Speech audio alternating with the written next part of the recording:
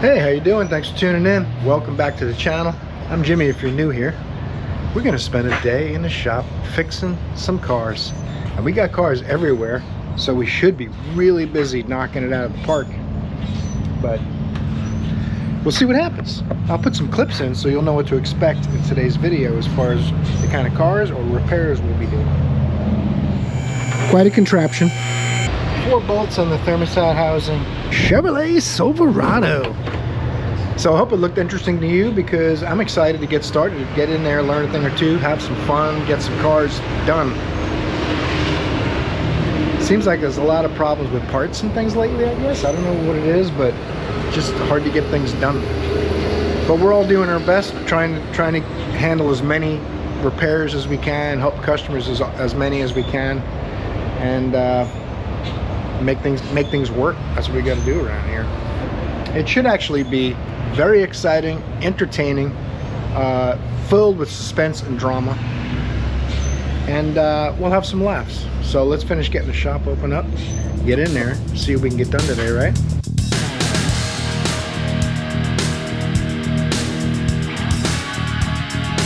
Stay tuned. Nissan from the other day. We got the mount I showed you yesterday. Quite a contraption. Let's go ahead and put it in first thing this morning. We pushed the other car out. It's waiting on the thermostat gasket for 2 days. Hopefully we'll get that today. We could have both of them done by 9 o'clock if everything goes smoothly. This mount's 1.4 hours, but I don't know. I'm not feeling it. We'll see. 21s. All right, change of plans. In and out appointment, customer waiting for an oil change on this 2022 Genesis with 81,000 miles. So, oh, by the way, I got approval on that Buick. It's like 10 hours worth of work or 9 hours worth of work. They're doing some flushes and stuff too. I got the gasket coming for that one. I got the Buick with the belt. If you saw yesterday's video, the belt shredded. Took out the crank seal and the axle. And I got the Nova out there. They're working on that one. I got that Transit Connect van from the other day. I haven't gotten to it. It doesn't start. It has like a security issue with the key, or a security module, gateway module they call it. So we got some things going on, but anyway, let's do it. I'm not even going to film it. I'm going to knock this out real quick and we'll be back on that mount. Just real quick, I did want to show you guys one thing, where they put the filter. It's down there, trust me. I just thought that was pretty cool. I wanted to share. It's no big deal. I just take the air snorkel quick release clamp and the turbo quick release. You push these 2 little tabs, pops right off, and then you can get to the filter. Ta-da! All right, the Genesis, we did a couple things on. Induction service and wipers and brake flush and stuff. I didn't really feel like filming it. So now I'm going to play with the motor mount while we're waiting on the wipers. Take special wipers. I'm trying to do this in between music and songs too, so I'm doing the best I can for you. I apologize if it sucks. I'm not doing it on purpose. I'm trying. I got to get these 2 15s or 3. Looks like there's 3 15s from underneath, and I think everything else is from up top. All right, we got the control modules off there, unbolted, and there's a bunch of 10s that hold it on. This is just a pass-through hole. Then you got a couple 14s. This bracket comes off. Shifter cable, and then looks like a number of 16s. Those ones on the frame rail from underneath are 16s too. I thought they were 15s, but they're 16s. I'm trying to talk over the music, so I'm going to inform you where I can.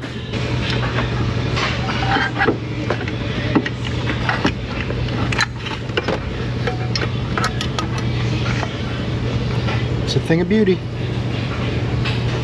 This is where the vibrations are coming from. It's all ripped, torn up here. That's what's making all the vibration, I'm guessing. Hopefully, we'll see. It's a Nissan contraption. Someone ought to hug their engineers. They seem angry. Listen here, man. This is gonna happen, whether you like it or not. We're gonna step outside and have a fight otherwise.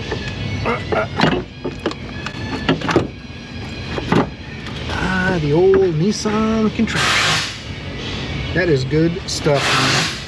This is the bolt that has a shoulder on it with a tapered bottom that helps kind of center the mount. So always tighten that one first, and then the other 3 bolts afterwards. Then there's 3 bolts here, 4 bolts down by the transmission. You can put your shifter back in. I only took that out so I can get to this bolt under here. I was able to get this bolt down here from the top where I took it out from the bottom earlier, but you can get to it once you take the air box out of the way. Now the air box gets kind of upset about trying to squeeze back in there, but it goes.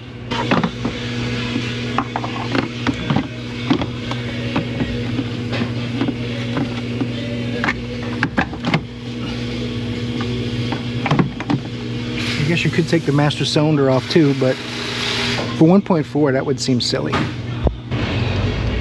Got my mass air plugged in, got my clipper doodled in. Now these all hook onto the tray, and there's a couple of bolts for this little support bracket down here. Next contraption, this thing has a stud here,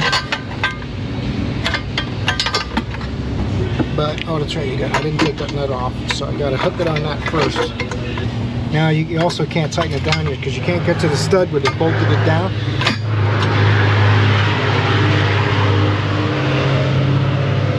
Dump truck racing a Raptor. You got to get the nuts tight on this module before you set the tray down.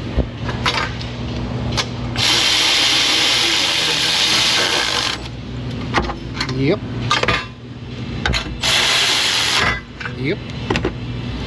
And there's also 2 nuts on here.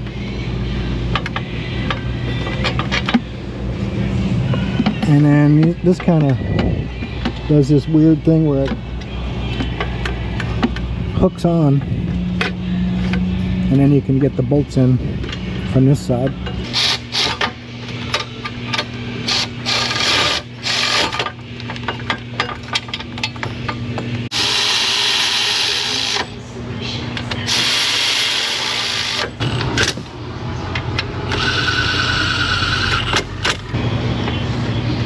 This should just go down in some little holes in the tray that match it somewhere. There they are. Some of these.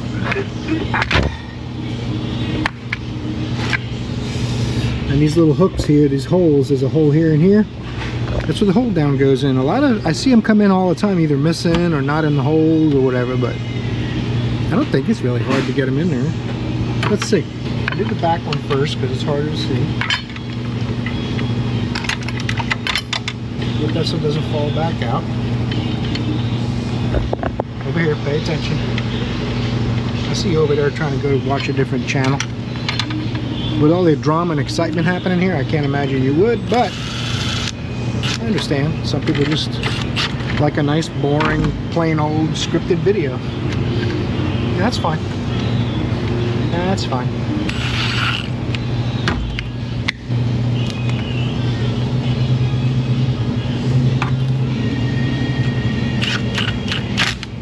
Air inlet dealio and some wheel liner stuff. We'll see if this thing vibrates much at all anymore.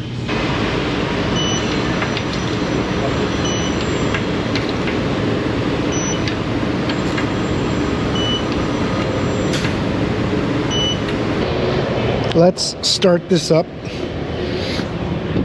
and hope it's good to go. 62,000 miles on a third engine mount.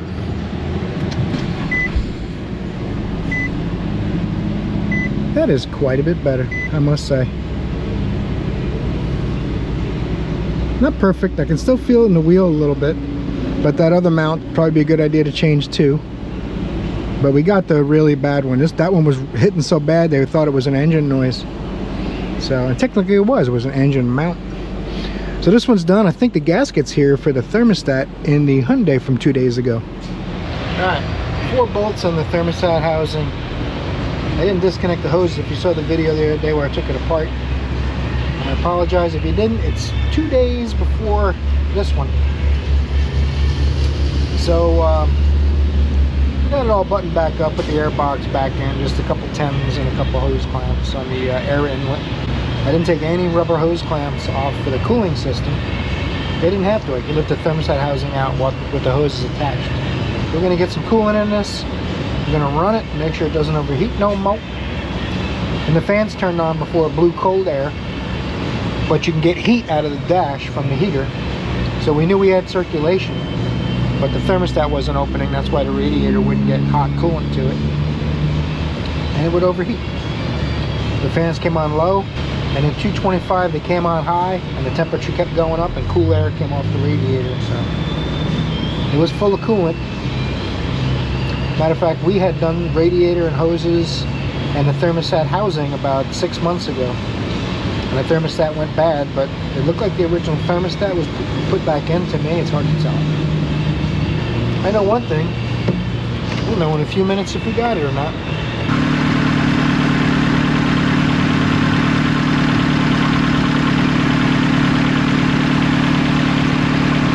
By the way, this is a 2005 Hyundai Elantra, or Accent. I didn't look at the back. It's one of the little ones. 185,000 miles on this one. You can hear the high performance exhaust system. This is a college girl. I think her dad helps her with it, but I mean, thing's got new struts, rack and pinion, valve cover gasket, timing belt, alternator, radiator, hoses, thermostat housing. Got a new battery terminal. Tires are a little sketch, needs those, but it's in pretty good shape, really. I think the brakes she's going to hold off on a little bit. Got a budget, like a lot of people.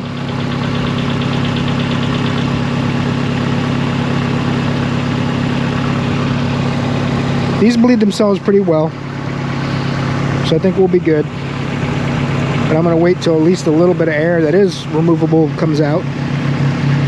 Then we'll pop the cap on and let it run. We're going to get the scan tool hooked up, get the temperature data up, and we'll watch the temperature, how it cycles the thermostat, turns the fans on, and the fan should turn off if everything's working correctly. We will know then, get this data input, and we'll see how it's doing.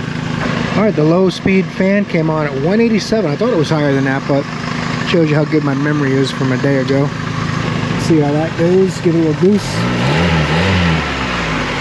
I feel some warm air coming off of there. That's a good sign. Let's see if it turns the fan back off. We'll give it a few more minutes. Alright, it's been running quite a while. Oh, the screen actually went into sleep mode. That's how long it's been running. So it's not going over 191. It's going between 187 and 191. I'm guessing the fan's just staying on low, and the thermostat must be opening and closing. So 191 is where it's at now. Definitely heat coming off the radiator if we want to see that. We'll give it a little goose.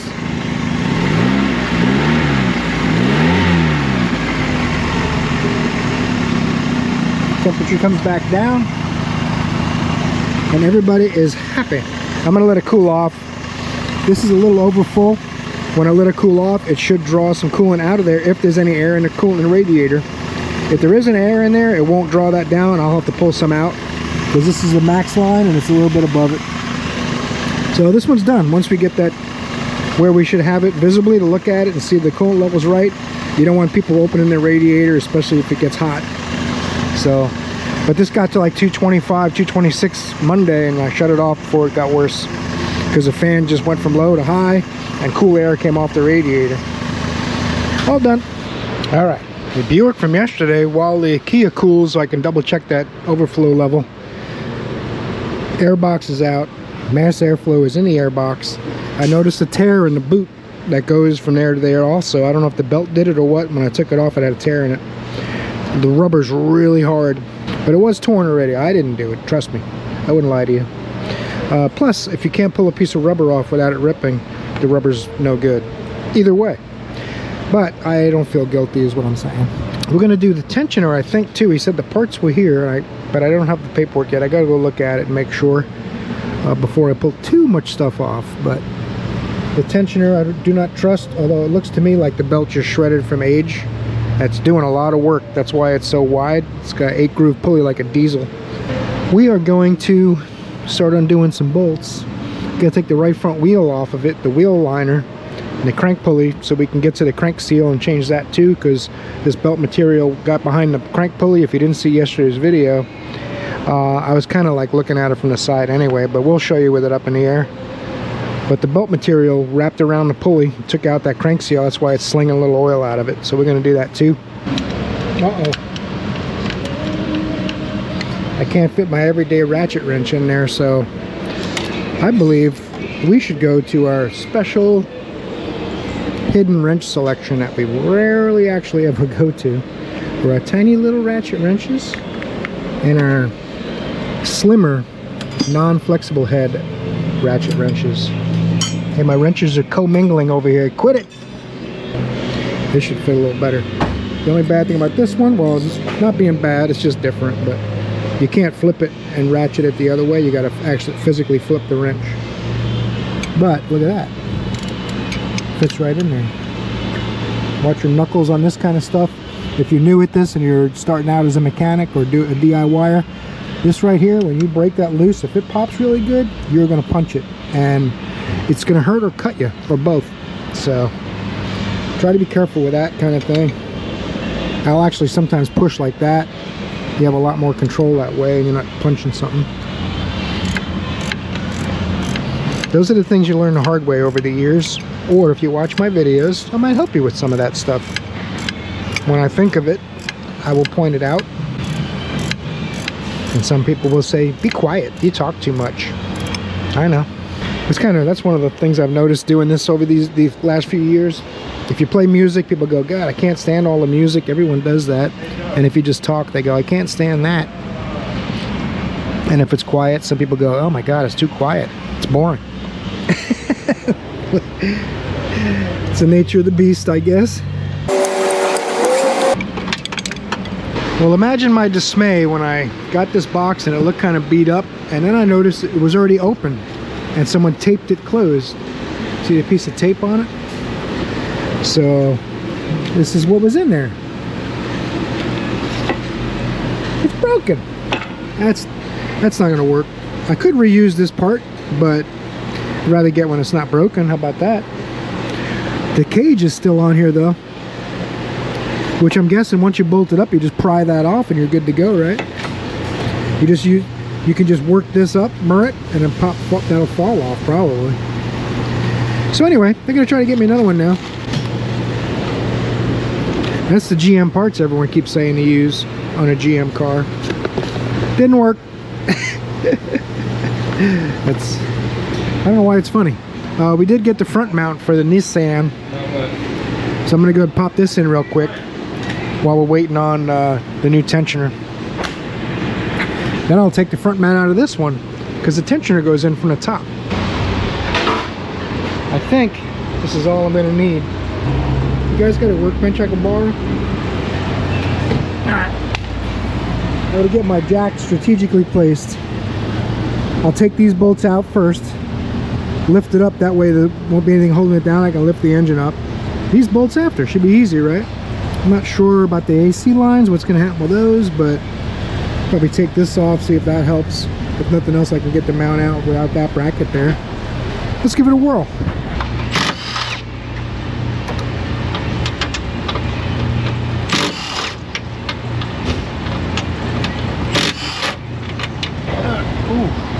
Gotta have the tricky finger stuff going on.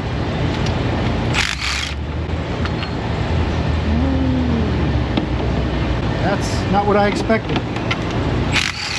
That's what I was thinking was gonna happen.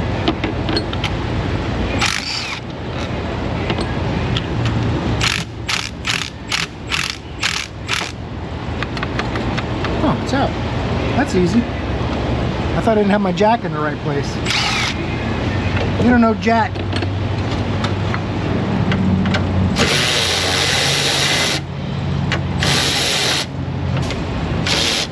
We got work to do. Let's go. No forcing around. There's like a little balanced weight on here. That might help. Hey man, you're embarrassing yourself.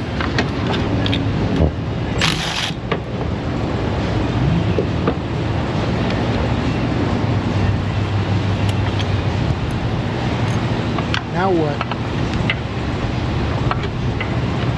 Oh man, so close. Yeah, it's compressed quite a bit. The threads are also a different size. That's going to be a shame. Well, what do I do now? Just for giggles, I went ahead and put it in to see how it works and see maybe if I can work something out with this afterwards, but it has a different spacing this way too. Now I can bring the motor this way. If I loosen this a little bit, I can bring it this way. But look how far out the bolts are. The bolt holes are like not even close. So I mean, it looks like the same mount, but it must not be. I don't know what happened. 10 millimeter, 8 millimeter, and then the spacing, you get these kind of lined up.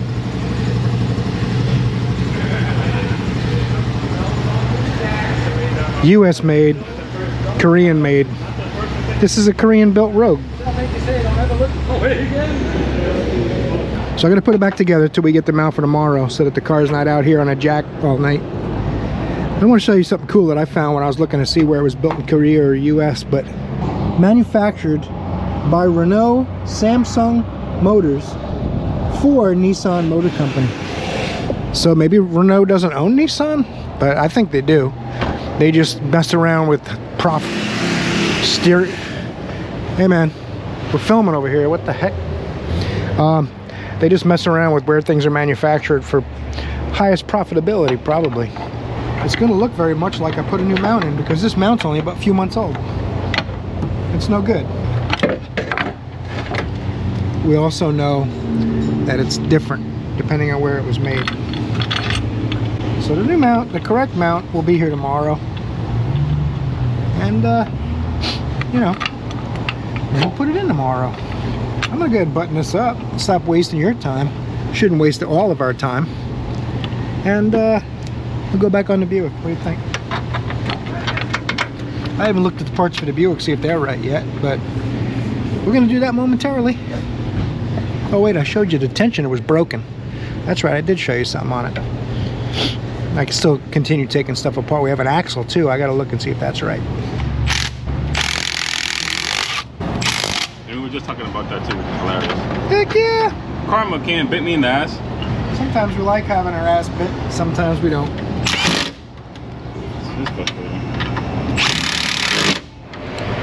Look at this sweet distributor for Brandon's Chevy truck. The only problem is, the only place I have to work, oh look, I got a free impact gun. Sweet. It's the only lift I have, and it's a monster truck. So I might have to try to work on it on here and just climb up on it. I'll get a ladder. I had no problem. Cracker Yates, we can get it, don't worry. Let's it's been here a few days, and I've been, you know, one wrong part after another, broken parts forgot to be ordered, whatever the case may be, nothing's getting done, run around in a circle. But Brandon shouldn't have to wait any longer. We're gonna get this done. It's starting to feel really silly. Does it feel silly for you guys yet? Let's see if we can pull this truck over here and at least get some. I was gonna pull it up over here, but maybe I'll move it and do it right here. Probably be the smart thing to do, but no one ever said I was smart. I think it's a 96 or 97 Chevrolet Silverado. Pretty clean truck, actually, not gonna lie. Brandon keeps his stuff in good shape. He's going for the sled puller look. That's what it looks like to me, with the tires, with that radical offset and the tires and wheels sticking out. He needs to hook that thing to like a 15,000 pound or 50,000 pound sled. What are those things they pull? Something like that. Very clean interior. He keeps it in good shape. Got the fancy leather. Things like a 7 in here. It's got a tool kit, Sunex tools, and Napa. I don't know why he's not putting a distributor himself. Brandon, what's up? Come on, it's easy. 260 some odd thousand miles on this thing. Just barely broken in. Chevrolet throttle body V8 action. Distributor's back there a little bit, so a lot of people don't like laying on their belly doing that kind of stuff, but I know one thing, it's not supposed to be like that.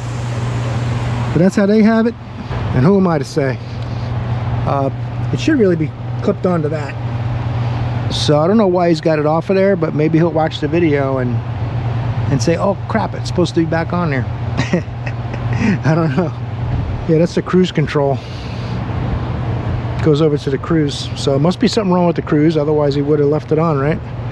Let's get this air cleaner stuff out of the way and stop flapping. Flappity flap flap. My goodness, man, shut up.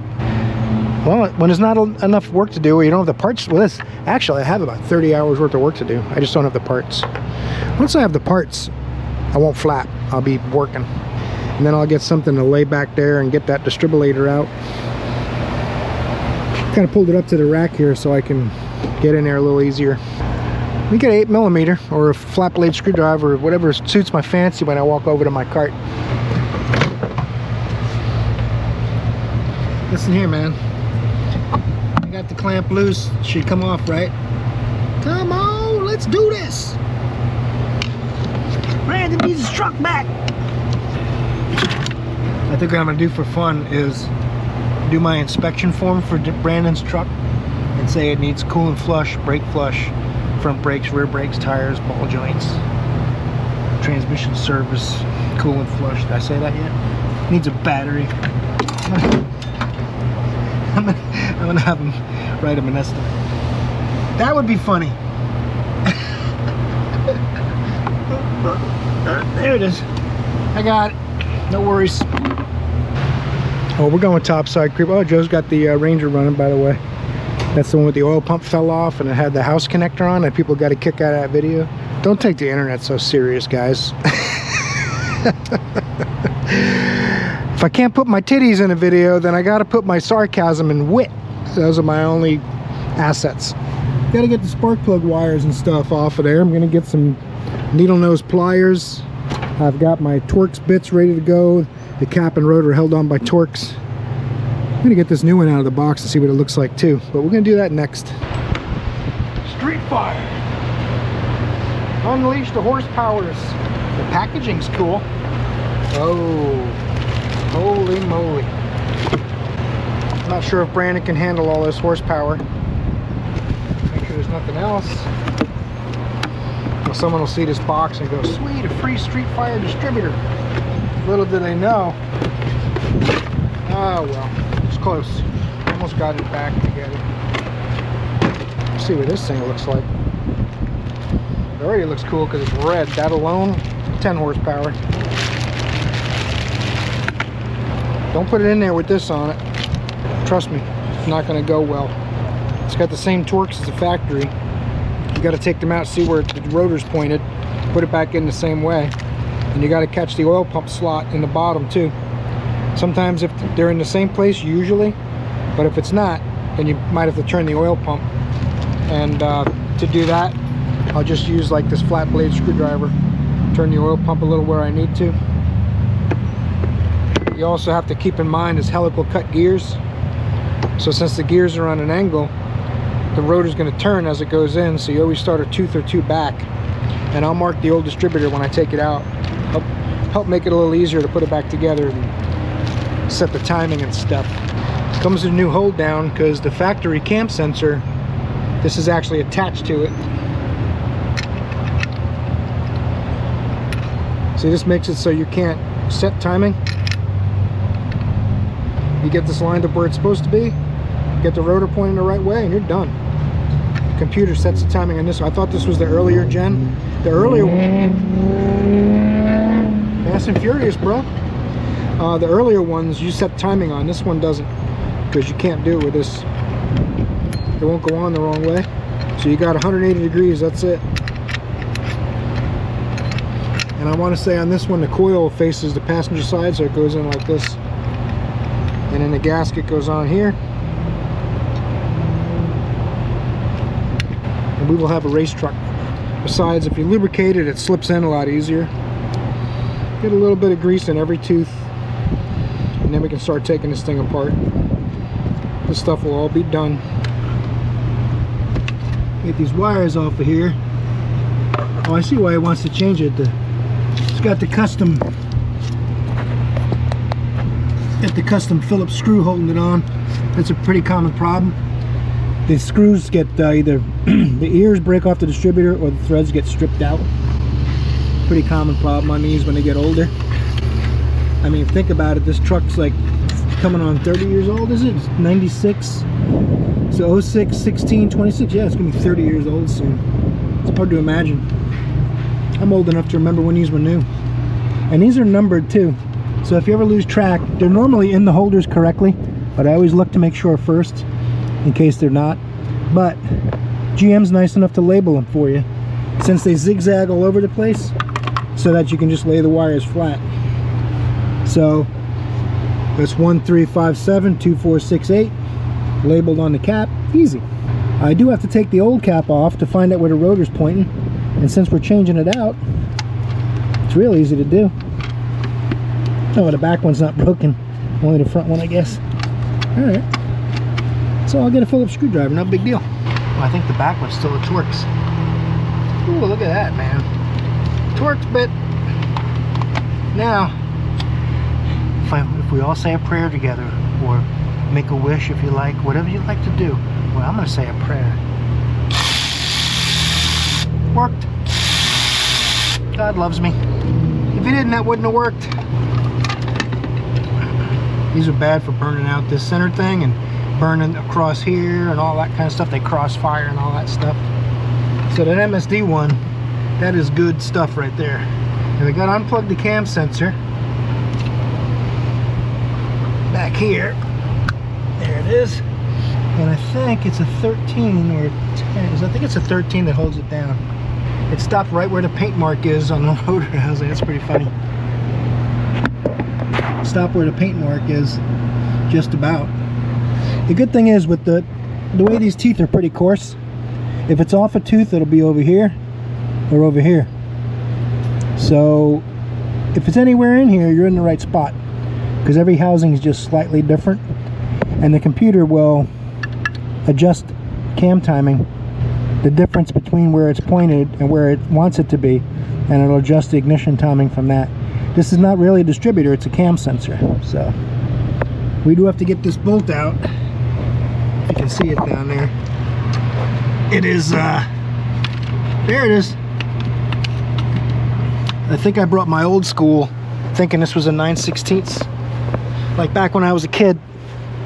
This is what we used for those. And I don't think that's gonna work on this one.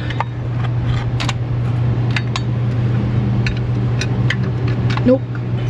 Believe it or not, I actually need a Ford tool for that. I apologize to my GM fans. Yeah, there you go. It's really a 1/2-inch tool and a 13mm bolt, but that's alright. Let's see if I get up another step. Yeah. Now, that new one, all the hardware is separate. I'm not sure on this one if the clamp is attached to the cam sensor distributor deal or not, but we'll find out in a second. There's my bolt. It is separate, okay.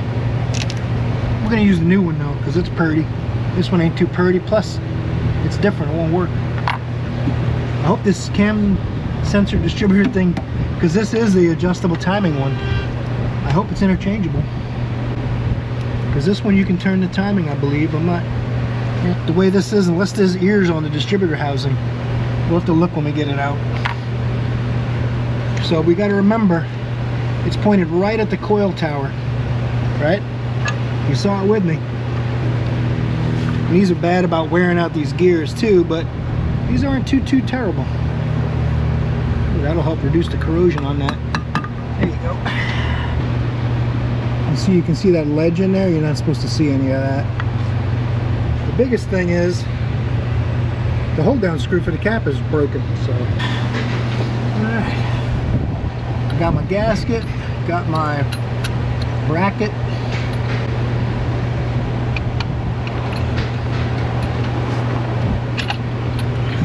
I want the cam sensor pointed the same way and the rotor pointed the same way.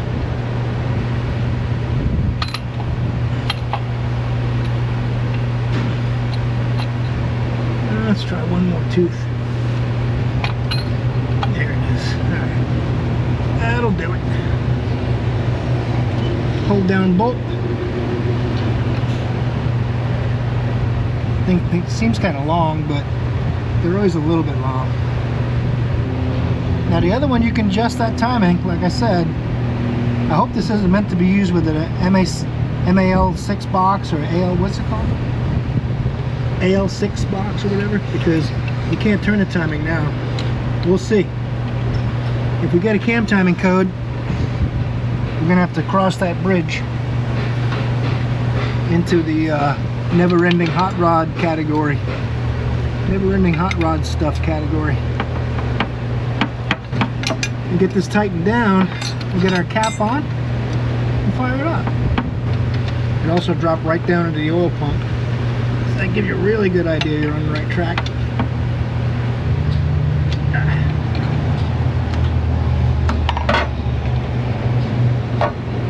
Cap, coil wire faces this side. It'll only go on one way. There's a notch in the cap and a notch in the distributor or sensor, whatever you call it.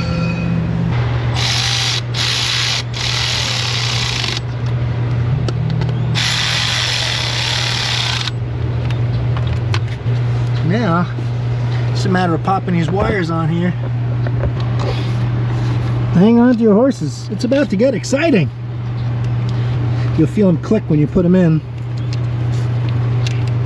And you know she's done.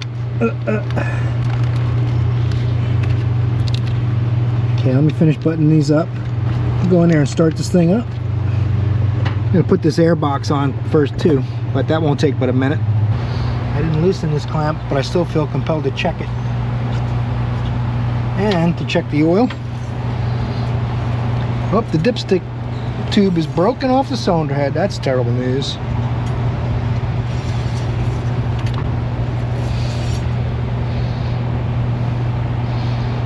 Oil slightly over, brand new. That's good.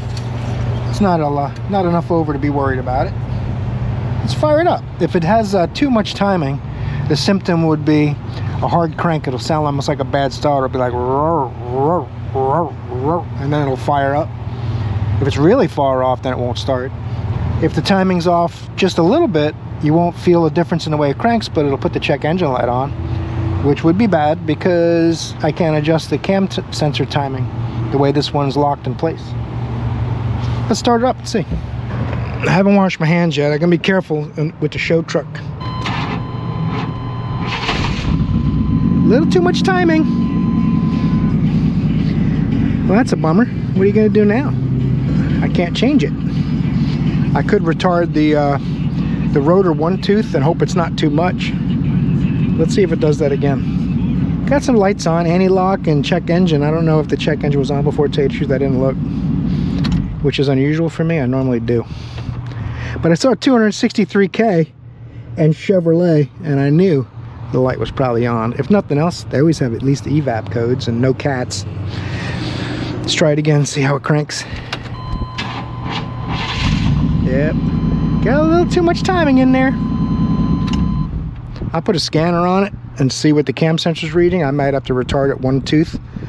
Even though it looks like I put it where it goes, it's not that much, but you gotta take the cap and everything back off. It's like doing the whole job over again.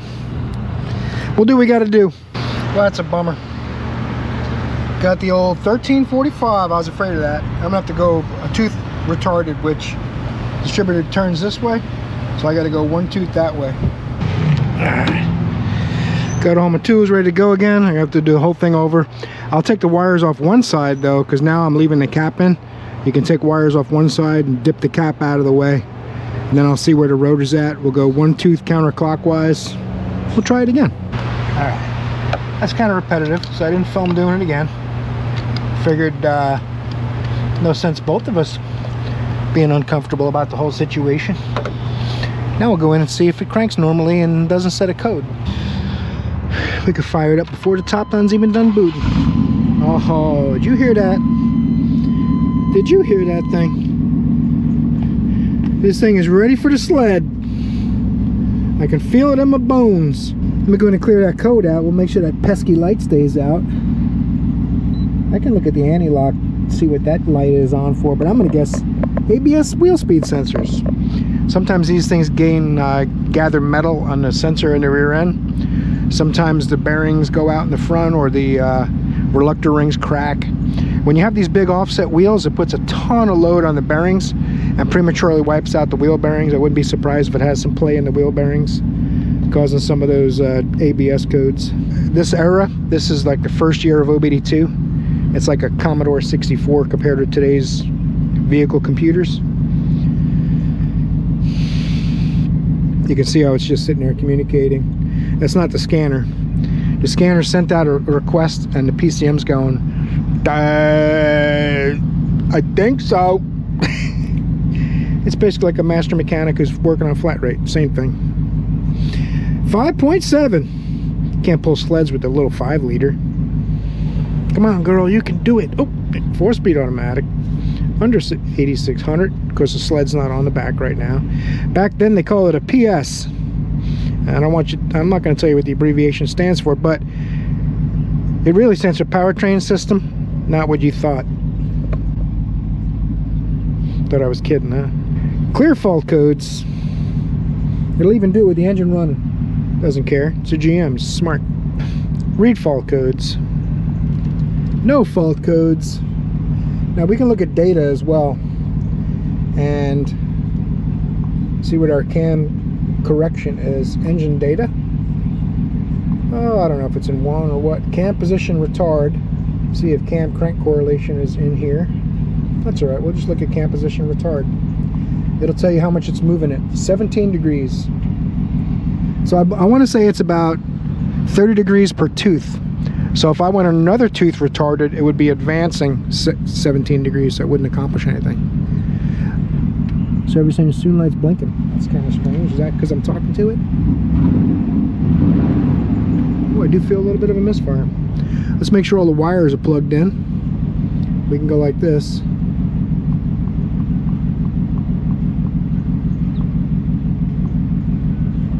We'll go right to which one might be a problem. Cylinder 1. Let's make sure cylinder 1's plugged in all the way. And if it's not, we'll be done. One's right over here, so it's going to be on that side, and looks like they're all plugged in. Well, that's a bummer. I'm still going to give it another little push and make sure. It's weird that it says cylinder 7 and cylinder 8 are not available. Only 1 through 6. Good thing I didn't sell you a PCM like Rain Man Ray. So, that was a pretty interesting video if you saw. He did found a loose connection at the starter main cable where the alternator and starter and battery cable all meet. Someone had done a starter and left the bolt loose, and he almost sold my PCM. That was a good catch on his part, all kidding aside. So the PCM, the way you check those GMs, you unplug the control from the PCM and the alternator should go into default charging, which is around 13 to 14 volts somewhere. I've seen some down at 13.0, some 13.6, 13.8. And you plug the alternator in, then the computer can control it and turn it off and on when it wants. So Ray was seeing it telling it to charge, and it wasn't charging. But the problem was the actual main connection. There was a big voltage drop. But yet it cranked normally and didn't give you any symptoms of that. But both wires were loose on the starter. Anyway, we'll get this thing running like a champ in a second. Oh, by the way, the ABS codes are missing left front speed signal, left front speed sensor circuit open, right front speed sensor circuit open. So, most likely, I'm going to guess 2 front wheel bearings. The sensors, if the gap increases from the bearings getting a little play in them, the gap increases, the sensor doesn't read, sets that code. So, all right, quick drive, this thing's done. There you go, Brandon. Let's see if we can get something else done today. It is getting late. Another one of those days where we got about half done that we should have because of parts problems. I guess it's a never-ending thing. I wonder if everyone else is experiencing a similar thing. Are you guys having problems getting parts, getting the right parts? And you know, like the gasket took 2 days to get. I don't understand that. The tensioner was broken out of the box. The motor mount's wrong. I don't know. You guys let me know in the comments if that's happening by where you're at. So, but I want to thank you for watching today's video either way. I hope you liked it enough to torque what's it called? The like button? Hope you liked it enough to torque the like button. Yeah, that's it. I don't want you guys to be frustrated watching my videos, and I don't want my frustration to come across. I'm doing my best to put on a happy face and make the best of it and make it work. That's what I do anyway, even before I had a YouTube channel. But I got to be honest with you, I've been about as frustrated as I've ever been in my career this past month or so. So even if it seems like I might be frustrated and grumpy and whining and complaining in some of my videos, what's going on in my head is 10 times worse. And I'm trying not to make it so my videos aren't fun to watch, because I don't want that to happen. So I'm hoping things are going to turn around here soon. And I also want to know, that's why I asked, put in the comments, if you're a mechanic watching my videos, tell me in the comments if you're having a hard time getting the right parts, taking 2 days to get a thermostat gasket and things like that. Is that something happening everywhere maybe? I don't know. In any event, I really enjoy you guys' company. Honestly, when I talk to the camera, I'm talking to you guys. A lot of you guys are my friends. You comment on every video and let me know you're there, and I really appreciate you guys, especially members, even non-members, people that just participate, getting them comments. Really appreciate you guys. It means a lot. Gets me through a lot of these days where I'm just like, I'll just go home. So hope I see you in the next video. Thanks for watching.